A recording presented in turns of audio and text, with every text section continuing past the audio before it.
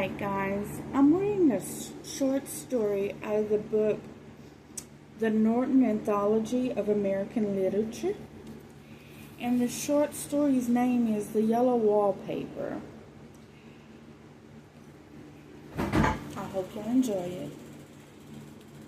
It is very seldom that mere ordinary people like John and myself secure ancestral halls for the summer. A colonial mansion and hereditary estate, I would say a haunted house, and reach the height of romantic felicity. But that would be asking too much of fate. Still, I will proudly declare that there is something queer about it. Else, why should it be let so cheaply, and why have stood so long untainted?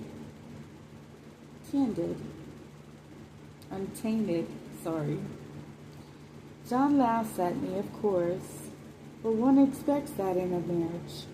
John is practical in the extreme. He has no patience with faith, an intense horror of superstition, and he scoffs openly at any talk of things not to be felt and seen and put down in figures. John is a physician, and perhaps, I would not say it to a living soul, of course, but this is dead paper, and a great relief to my mind. Perhaps that is one reason I do not get well faster. You see, he does not believe I am sick. And what can I do? If a physician of high standing and one's own husband assures friends and relatives that there is really nothing the matter with one but temporary nervousness and depression, a slight hysterical tendency, what is one to do? My brother is also a physician, and also of high standing, and he says the same thing. So I take phosphates and phosphites, whichever it is, and tonics, and journeys, and air, and exercise, and am absolutely forbidden to work until I am well again. Personally, I disagree with their ideas. Personally, I believe that congenial work with excitement and change would do me good, but what is one to do? I did write for a while in spite of them, but it does exhaust me a good deal, having to be shy about it or else meet the heavy opposition. I sometimes fancy that in my condition, if I had less opposition and more society and stimulus, but John says the very worst thing I could do is to think about my condition, and I confess it always makes me feel bad. So I will let it alone and talk about the house. The most beautiful place. It is quite alone, standing well back from the road, quite 3 miles from the village. It makes me think of English places that you read about, for there are hedges and walls and gates that lock, and lots of separate little houses for the gardeners and people. There is a delicious garden. I never saw such a garden. Large and shady, full of box-bordered and paths, and lined long with grape-covered arbors with seat under them. There are greenhouses too, but they are all broken now. There is some legal trouble, I believe. Something about the heirs, and co-heirs. Anyhow, the place has been empty for years. That spoils my ghostliness. I'm afraid, but I don't care. There is something strange about the house. I can feel it.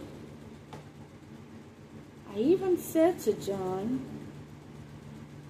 one moonlight evening, but he said whenever I felt what I felt was a drought and shut the window. I get unreasonably angry with John sometimes. I'm sure I never used to be so sensitive. I think it is due to the nervous condition. But John says if I feel so, I shall neglect proper self-control, so I take pains to control myself, before him at least, and that makes me very tired. I don't like our room a bit. I wanted one downstairs that opened on the plaza and had roses all over the window and such pretty old-fashioned chintz hangings, but John would not hear of it. He said there was only one window and not room for two beds, and no near rooms for him if he took another. He is very careful and loving, and hardly lets me stir without special direction. I have a scheduled prescription for each hour in the day. He takes care of me, and I feel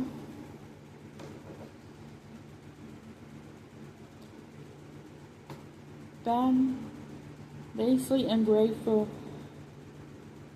not to value it more. He said we came here solely on my account, and I was to have perfect rest and all the air I can get. Your exercise depends on your strength, my dear, and your food somewhat on your appetite, but air you can absorb all the time. So we took the nursery at the top of the house. It is big, airy room, the whole floor nearly, the windows that lock all the ways and air and sunshine galore. It was nursery first, and then playroom and gymnasium. I should judge for the windows are board for children, and they are rings and things in the wall. The paint and the paper look so if a boy's school had used it. It is stripped off the paper in great patches all around the head of my bed, about as far as I can reach, and a great place on the other side of the room low down. I never saw a worse paper in my life. One of those sprawling, flamboyant patterns committing every artistic end. It is dull enough to confuse the eye in following, pronounced enough to consistently irritate and provoke study, and when you follow the lane uncertain, birds for a little distance, they suddenly commit suicide, plunge off at outrageous angles, destroy themselves in unheard of contradictions. The color is repellent, almost revolting, a smoldering, unclean yellow, strangely faded by the slow turning sunlight. It is dull yet lurid orange in some places, a sickly sulphur tint in others. No wonder the children hated it. I should hate it myself if I had to live in this room long. There comes John, and I must put this away. He hates to have me write a word. We have been here 2 weeks.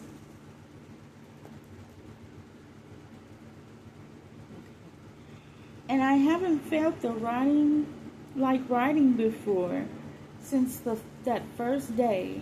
I am sitting by the window now, up in this atrocious nursery, and there is nothing to hinder my writing as much as I please, save lack of strength.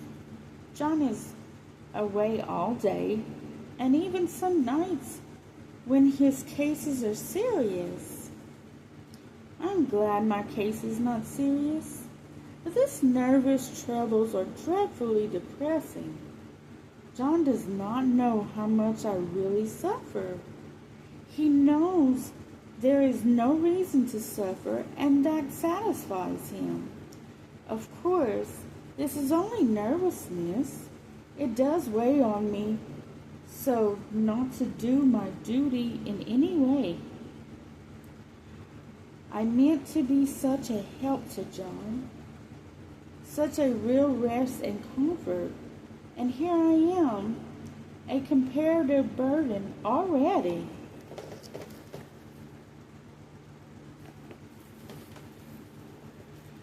Nobody would believe what an effort it is to do what little I am, to dress and entertain and order things. It is fortunate Mary is so good with the baby, such a dear baby, and yet I cannot be with him. It makes me so nervous. I suppose John never was nervous in his life. He laughs at me so about the wallpaper. At first, he meant to repaper the room, but afterwards he said that I was letting it get the better of me and that nothing was worse for a nervous patient than to give way to such fancies. He said after the wallpaper was changed, it would be a heavy bedstead, and then the barred windows, and then the gate at the head of the stairs, and so on. You know, the place is doing you good, he said, and really, dear, I don't care to renovate the house just for 3 months, rental. Then do let us go downstairs, I said. There are such pretty rooms there. Then he took me in his arms and called me a blessed little goose and said he would go down cellar if I wished and have it whitewashed into the bargain. But he is right enough about the beds and the windows and things. It is airy and comfortable, a room as need wish, and of course, I would not be so silly as to make him uncomfortable just for a whim. I'm really getting quite fond of the big room. But that hard paper! Out of one window I can see the garden, those mysterious deep shade arbors, the righteous old-fashioned flowers and bushes and gnarly trees.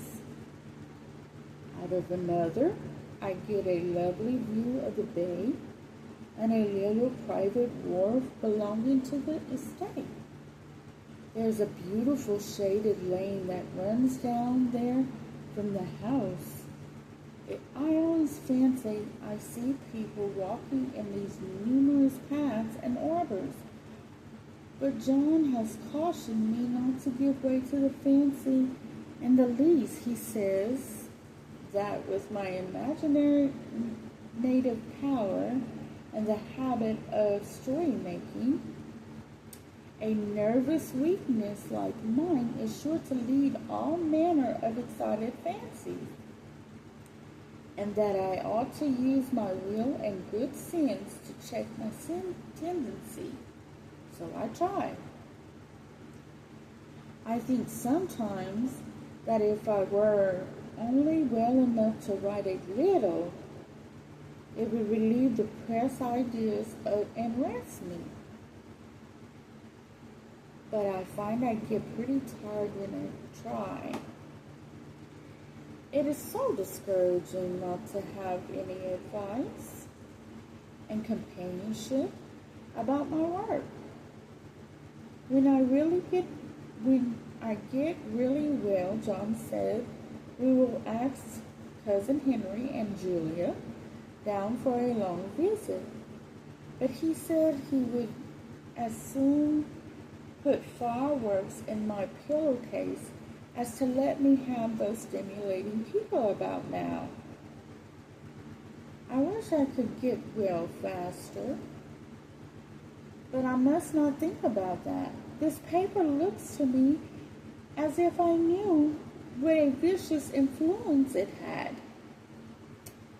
There is a recurring spot where the pattern lolls like a broken leg, and two bulbous eyes stare at you upside down.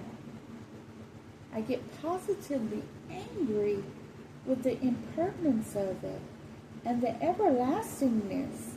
Up and down and sideways they crawl, and those absurd, unblinking eyes are everywhere. There's one place where two reds didn't match, and the eyes go all up and down the line, one a little higher than the other. I never saw so much expression in an inanimate thing before, and we all know how much expression they have. I used to lie awake as a child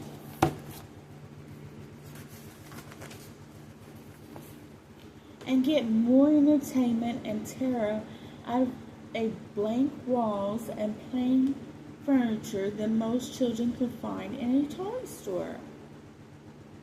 I remember what a kindly week the knobs of our big old bureau used to have. And there was one chair that always seemed strong, like a strong friend. I used to feel that if any other things looked too fierce, I could always hop into that chair and be safe.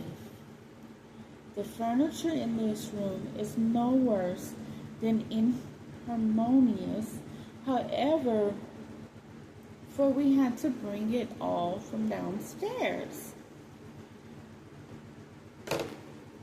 I suppose when this was used as a playroom, they had to take the nursery things out, and no wonder.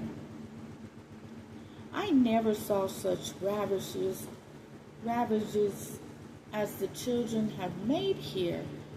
The wallpaper, I said before, is torn off in spots, and it sticketh closer than a brother. They must have perseverance as well as hatred. Then the floor is scratched and gouged and splintered. The plaster itself is dug out here and there. And great heavy bed, which is all we found in the room. Looks as if it had been through the wars. But I don't mind it a bit. Only the paper. There comes John's sister. Such a dear girl as she is. So careful of me. I must not let her find me writing. She is a perfect, enthusiastic housekeeper and hopes for no better profession. I verily believe she thinks it is the writing which makes me sick. But I can write when she is out and see her a long way off from these windows. There is one that commands the road, a lovely shaded winding road, and one that just looks off over the country, a lovely country too, full of great elms and velvet meadows. This wallpaper has a kind of sub-pattern in a different shade, a particularly irritating one, for you can only see it in certain lights and not clearly then. But in the places where it isn't faded and where the sun is just so, I could see strange, provoking, formless sort of figure that seems to shock about behind that silly and conspicuous front design. There's sister on the stairs.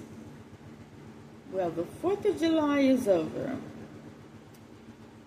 The people are all gone, and I'm tired out. John thought it might do me some good to say a little company, so we just had Mother and Nellie and the children down for a week. Of course, I didn't do a thing. Jenny sees to everything now, but it tired me all the same. John says if I don't pick up faster, he shall send me to Weir Mitchell's in the fall. But I don't want to go there. I had a friend who was in his hands once, and she says he is just like John and my brother, only more so. Besides, it is such an undertaking to go so far. I don't feel as if it was worthwhile to turn my head over for anything, and I'm getting dreadfully fretful and querulous. I cry at nothing and cry most of the time. Of course, I don't when John's here or anybody else, but when I'm alone, and I am alone a good deal just now. John is kept in town very often by serious cases, and Jenny is good and lets me alone whenever I want her to. So I walk a little in the garden and down the lovely lane, sit on the porch under the roses, and lie down up here a good deal. I'm getting really fond of the room in spite of the wallpaper. Perhaps because of the wallpaper. It dwells in my mind so. I lie here in this great immovable bed. It's nailed down, I believe, and followed by the pattern about the hour, by the hour. It is good at gymnastics. It is as good as gymnastics, I assure you. I start, we'll say, at the bottom, down the corner, over there, where it has not been touched. And I determine for the 1,000th time that I will follow the pointless pattern to some sort of conclusion. I know a little of the principle of design, and I know this thing was not arranged on any laws of radiation, alternation, repetition, or symmetry, or anything else that I've heard of. It is repeated, of course, by the breaths and not otherwise.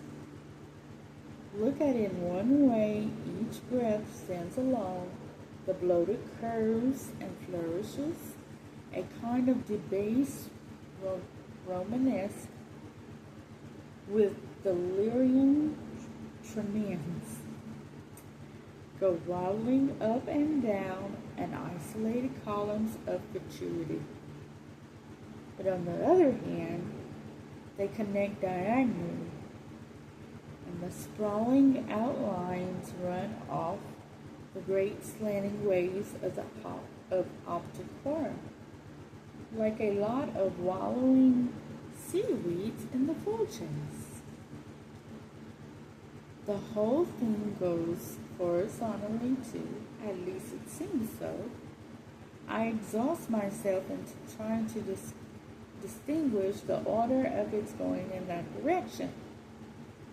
They have used horizontal breaths for a frieze, and that adds wonderfully to the confusion.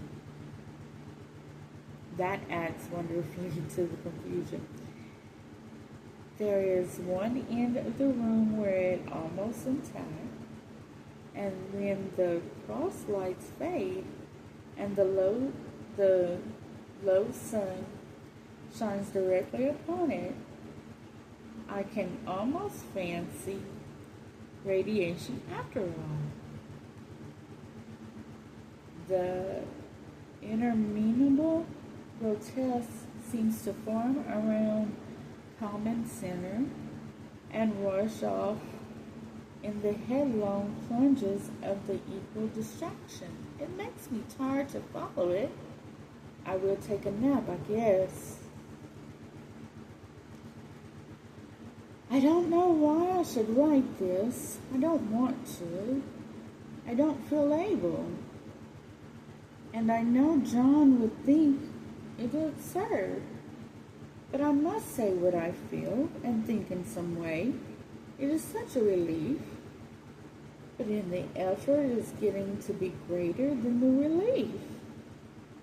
Half the time I am awfully lazy and lie down ever so much. John says I mustn't lose my strength and has me cod liver on and lots of tonics and things, to say nothing ale and wine and rare meat. Dear John, he loves me so very dearly and hates to have me sick. I tried to have a real earnest, reasonable talk with him the other day and tell him how I wish he would let me go and make a visit to Cousin Henry and Julia. But he said I wasn't able to go, nor able to stand after I got there.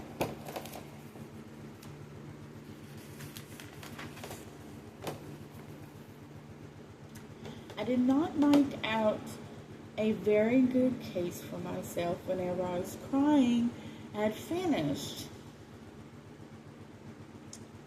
before I had finished. It is getting to be a great effort for me to think straight. Just this nervous weakness, I suppose. And John gathered me up in his arms and just carried me up the stairs and laid me on the bed and sat by me and read to me until I tired my head.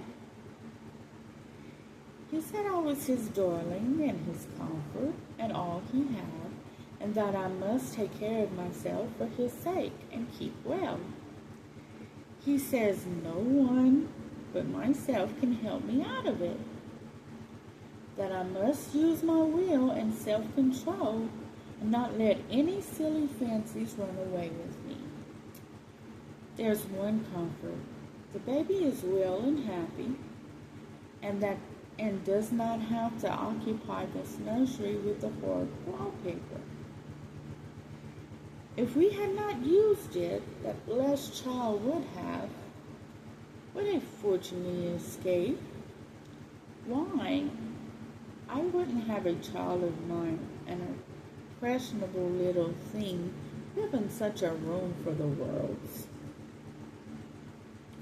I never thought of it before, but it is lucky that John kept me here after all.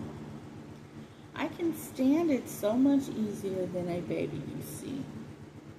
Of course, I never mention it to them anymore. I'm too wise. But I keep watch all of the time.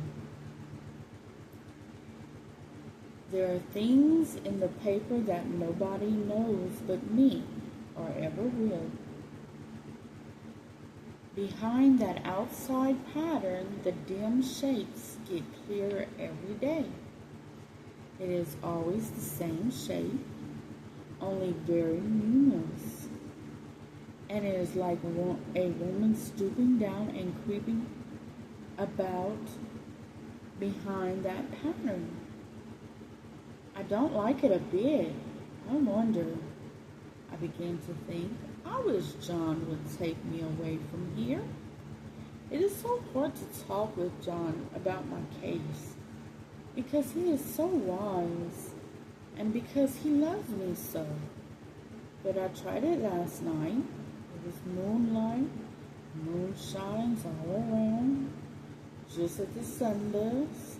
I hate to see it sometimes. It creeps so slowly and always comes in by one window or another. John was asleep and I hated to wake him. So I kept still and watched the moonlight on the undulating wallpaper till I felt creepy. The faint figure behind seemed to shape the pattern, just as if she wanted to get out. I got up softly, went to feel and see if the paper did move. And when I came back, John was awake. "What is it, little girl?" he said. "Don't go walking about like that. You'll get cold." I thought it was a good time to talk, so I told him I was really not gaming here and that I wish he would take me away. "Why, darling?" he said. "Our lease will be up in 3 weeks. I can't see how to leave before. The repairs are not done at home, and I cannot possibly leave town just now. Of course, if you were in any danger, I could and would, but you really are better, dear, whether you can see it or not. I am a doctor, dear. I know. You are gaining flesh and color. Your appetite is better. You're really much easier about you. I don't weigh a bit more," said I, "nor as much, and my appetite might be better in the evening when you are here. It is worse in the morning whenever you are away."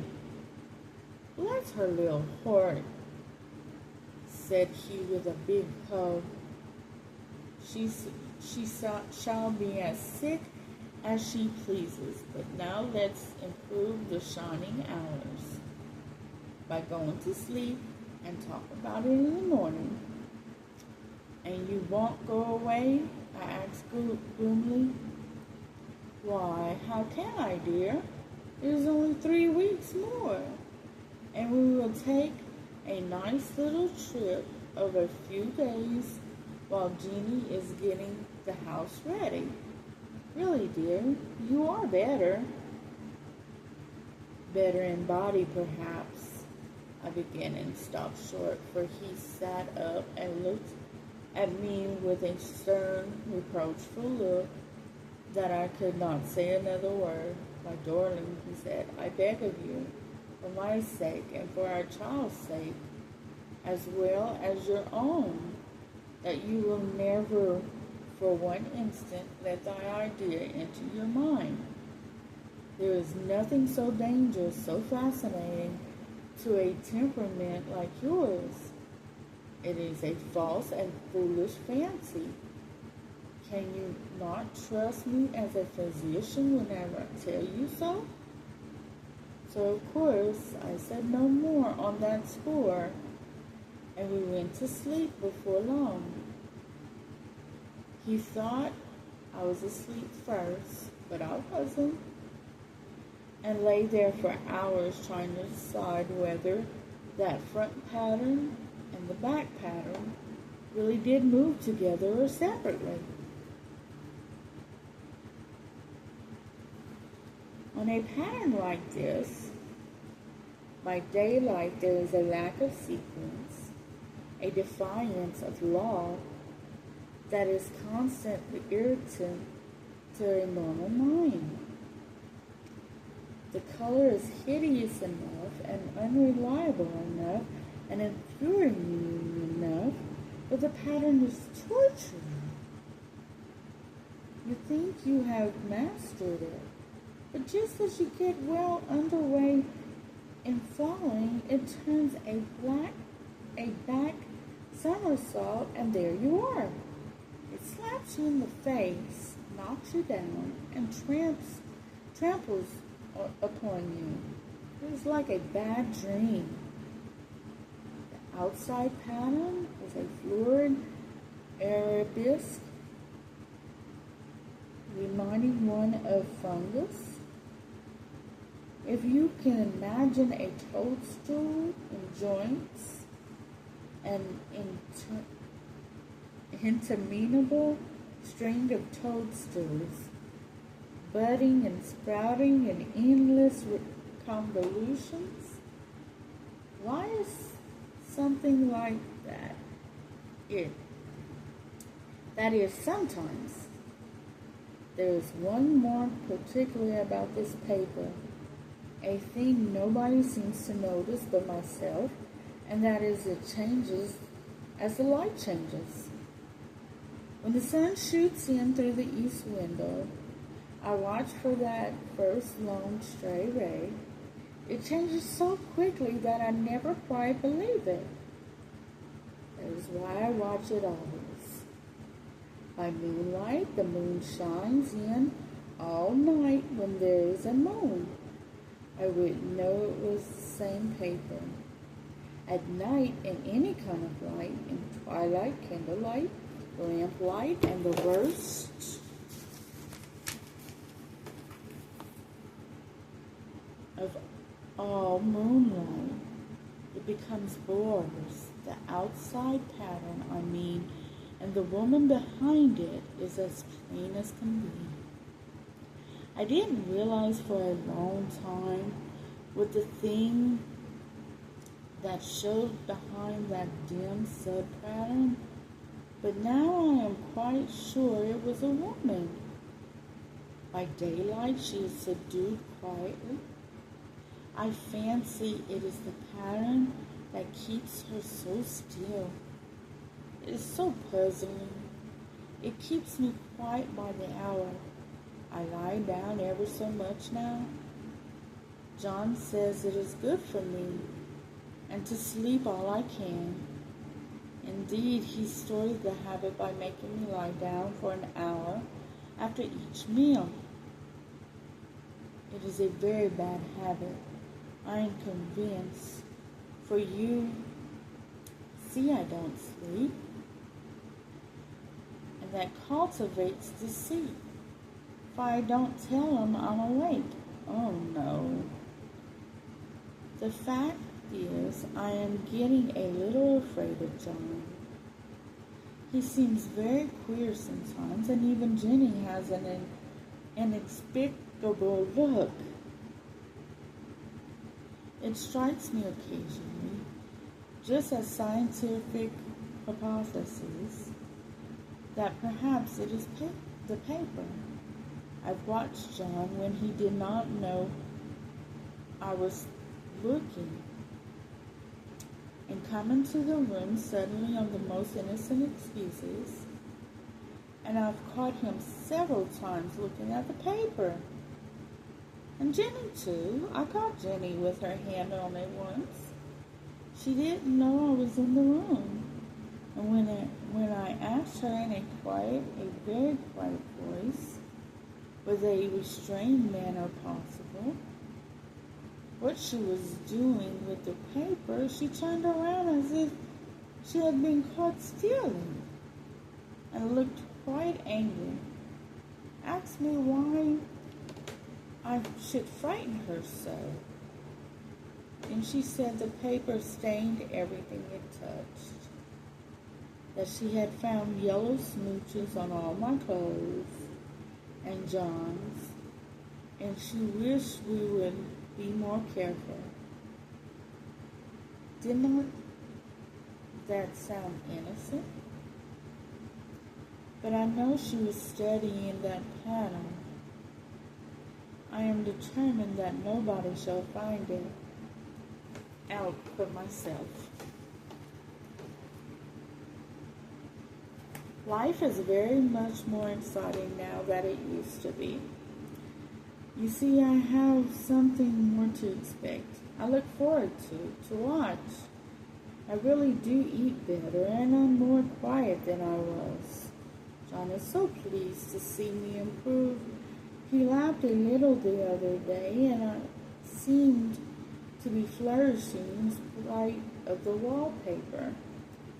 I turned it off with a laugh. I had no intention of telling him it was because of the wallpaper. He would make fun of me. He might even want to take me away. I don't want to leave now until I've found it out. This is a week more, and I think that will be enough. I am feeling ever so much better. I don't sleep much at night, for it is so interesting to watch developments, but I sleep a good deal in the daytime. In the daytime, it is tiresome and perplexing. There are always new sheets on the fungus and the new shades of yellow all over. I cannot keep count of them, though. I've tried conscientiously. It is the strangest yellow, that wallpaper. It makes me think of all yellow things I ever saw. Not beautiful ones like buttercups, but old, foul, bad yellow things. But there is something else about that paper, the smell. I noticed it the moment we came into the room, but with so much air and sun, it was not bad. Now we had a week of fog and rain, and whether the windows are open or not, the smell is here. It creeps all over the house. I find it hovering over in the dining room, skulking in the parlor, hiding in the hall, lying in wait for me on the stairs. It gets into my hair. Even when I go to ride, if I turn my head suddenly and surprise it, there is that smell. Such a peculiar odor, too. I've spent hours in trying to analyze it, to find what it smelled like. It's not bad at first, and very gentle, but quiet, subtlest, most enduring odor I've ever met. In this damp weather, it is awful. I wake up in the night and find it hanging over me. It used to disturb me at first. I thought seriously of burning the house to reach the smell. But now I am used to it. The only thing I can think of is like it is the color of the paper, a yellow smell. There's a very, very funny mark on this wall. Go down near the mopboard, a streak that runs round the room. It goes behind every piece of furniture except the bed. A long, straight, even smooch, as if it had been rubbed over and over. I wonder how it was done, or who did it, and what they did it for. Round and round and round, round and round and round. It makes me dizzy. I really have discovered something at last. Through watching at so much at night, when it changes so, I have finally found out the front pattern does move, and no wonder the woman behind shakes it. Sometimes I think there are a great many women behind, and sometimes only one, and she crawls around fast, and crawling and shakes all over. Then, in the bright spots, she keeps still. And the very shady spots, she just holds the boards and shakes them hard. And she is all the time trying to climb through. But nobody could climb through a pattern. It strangles so. I think this is why it has so many heads. They get through, and then the pattern strangles them off and turns them upside down and makes their eyes white. Those heads were covered or taken off, it would not be half so bad. I think that woman gets out in the daytime, and I'll tell you why privately. I've seen her.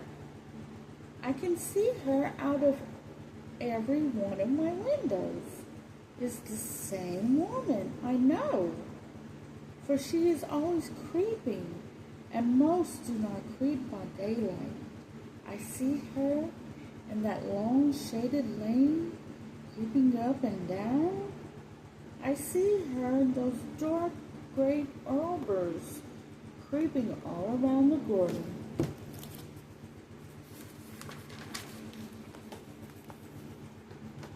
I see her on that long road under the trees, creeping along. And when a carriage comes, she hides under the blackberry vines. I don't blame her a bit. It must be very humiliating to be caught creeping by daylight. I always lock the door when I creep by daylight. I can't do it at night, for I know John would suspect something at once. And John is so queer now. I don't want to irritate him. I wish he would take another room. Besides, I don't want anybody to get that woman out at night but myself. I often wonder if I could see her out of all the windows at once. But I would turn as fast as I can only see out of one at a time. And though I always see her, she may be able to creep faster than I can turn. I have watched her sometimes away in the open country, creeping as fast as a cloud shadow in a high wind. If only the top pattern could be gotten off from the under one. I mean to try it little by little. I have found out another funny thing, but I shan't tell it this time. It does not do to trust people too much. There are only 2 more days to get this paper off, and I believe John is beginning to notice. I don't like the look in his eyes, and I heard him ask Jenny a lot of professional questions about me. She had a very good report to give. She said I slept a good deal in the daytime. John knows I don't sleep very well at night, for I am also quiet. He asked me all sorts of questions too, and pretended to be very loving and kind. as if I couldn't see through him. Still, I don't wonder he acts so. Sleeping under this paper for 3 months? It only interests me, but I feel sure John and Jenny are secretly affected by it. Hurrah! This is the last day. But is it enough? John had to stay in town overnight and won't be out until this evening. Jenny wanted to sleep with me, the sly thing. But I told her I should undoubtedly rest better for a night all alone. This was clever, for really I wasn't alone a bit. As soon as it was moonlight and that poor thing began to crawl and shake the pattern, I got up and ran to help her. I pulled and she shook. I shook and she pulled, and before morning we had peeled off yards of that paper, a strip about as high as my head and half around the room. And then, when the sun came and that awful pattern began to laugh at me, I declared I would finish it today. We go away tomorrow, and they are moving all my furniture down again to leave things as they were before. Jenny looked at the wall in amazement, but I told her merrily that I did it out of pure spite at the vicious thing. She laughed and said she wouldn't mind doing it herself, but I must not get tired. How she betrayed herself at that time. But I am here, and no person touches this paper but me, not alive. She tried to get out of the room. It was too patent. But I said it was so quiet and so empty and clean. Now I believed I would lie down again and sleep all I could, and not to wake even for dinner. I would call whenever I woke. So now she is gone, and the servants are gone, and the things are gone, and there is nothing left but a great bedstead nailed down, the canvas mattress we found on it. We shall sleep downstairs tonight and take the boat home tomorrow. I quite enjoy the room now it is buried in. How those children did tear about here. This bedstead is fairly long, but I must get to work. I have locked the door and thrown the key into the front path. I don't want to go out, and I don't want to have anybody come in until John comes. I want to astonish him. I've got a rope up here that even Jenny did not find.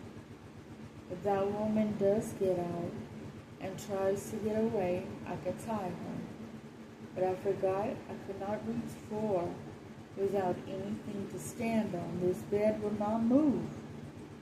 I tried to lift and push it until I was lame, and then got so angry I bit off a little piece at the corner, but it hurt my teeth. Then I peeled off all the paper I could reach standing on the floor. It sticks horribly, and the pattern just enjoys it. All those strangled heads and bulbous eyes and waddling fungus growths just shriek with Duracin. I am getting angry enough to do something desperate. To jump out of the window would be admirable exercise, but the bars are too strong even to try. Besides, I wouldn't do it. Of course not. I know well enough that a step like that is improper and might be misconstrued. I don't like to look out of the windows even. There are so many of those creeping women, and they creep so fast. I wonder if they all come out of that wallpaper as I did. But I am securely fastened now, my well-hidden rope.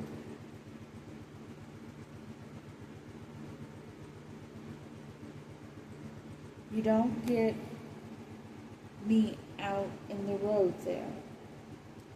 I suppose I shall have to get back behind the pattern when it comes night, and that is horrid. It is so pleasant to be out in this great room and creep around as I please. I don't want to go outside. I won't, even if Jenny asks me to. For outside you have to creep on the ground, and everything is green instead of yellow. But here I can creep smoothly on the floor, and my shoulder fits in that long smooch around the wall, so I cannot lose my way. Why, there's John at the door. It is no use, young man. You can't open it. How he does call and pound. Now he's crying for an axe. It would be a shame to break down that beautiful door.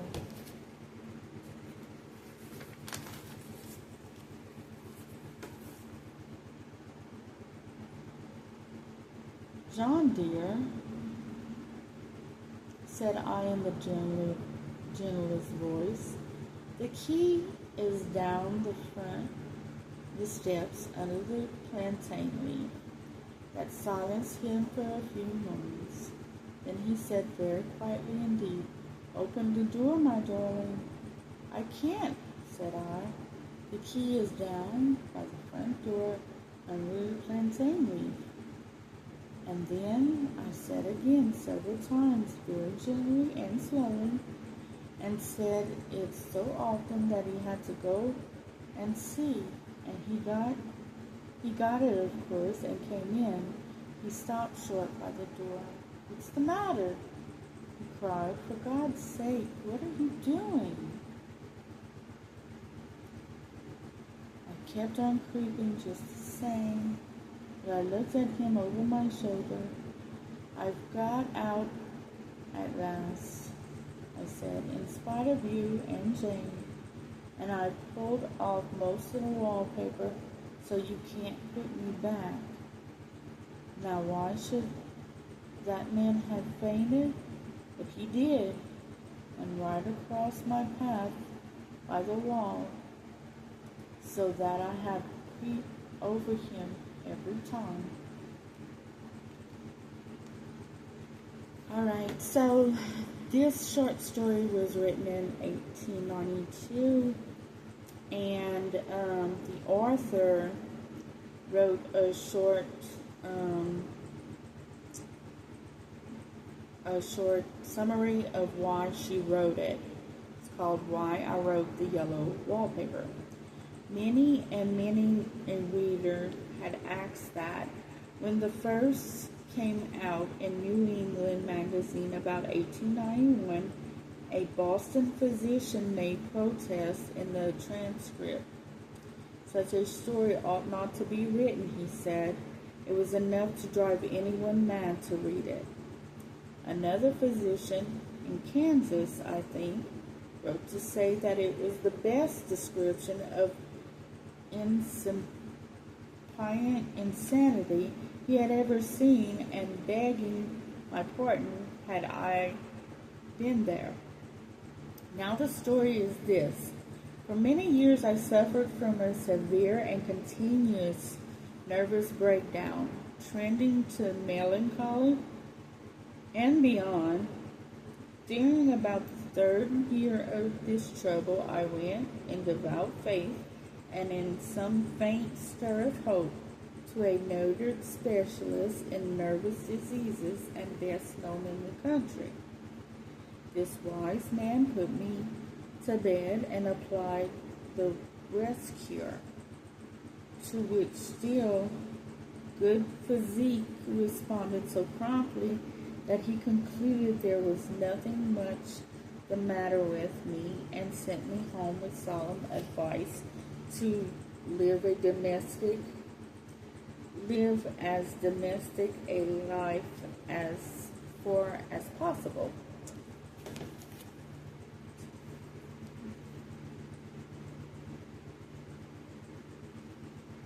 Okay. To have but 2 hours intellectual life a day and never possess a pen, brush, or pencil again as long as I live. This was 1887.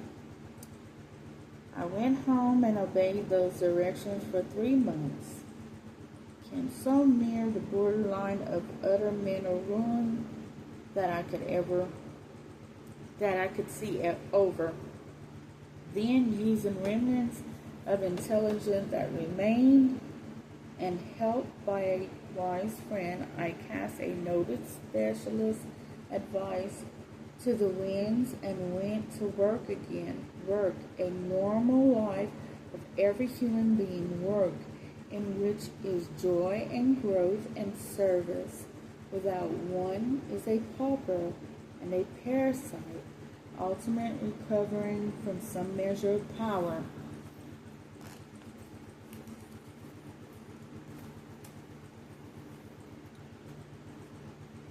Being naturally moved from rejoicing this narrow escape, I wrote the yellow wallpaper with its embellishments and additions to carry out the idea. I never had hallucinations or objections to my moral decorations, and sent a copy to the physician who so nearly drove me mad.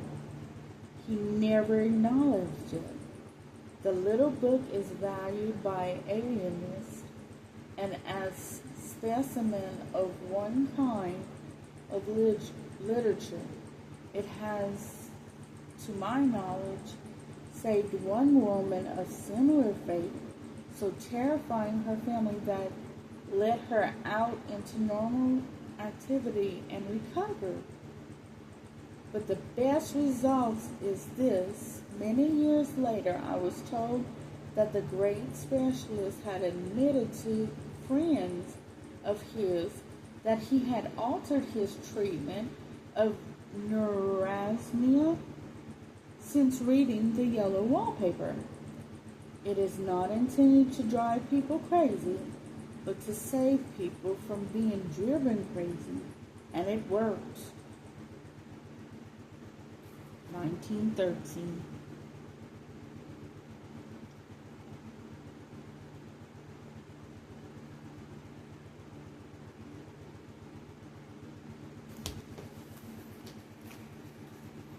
Thank you.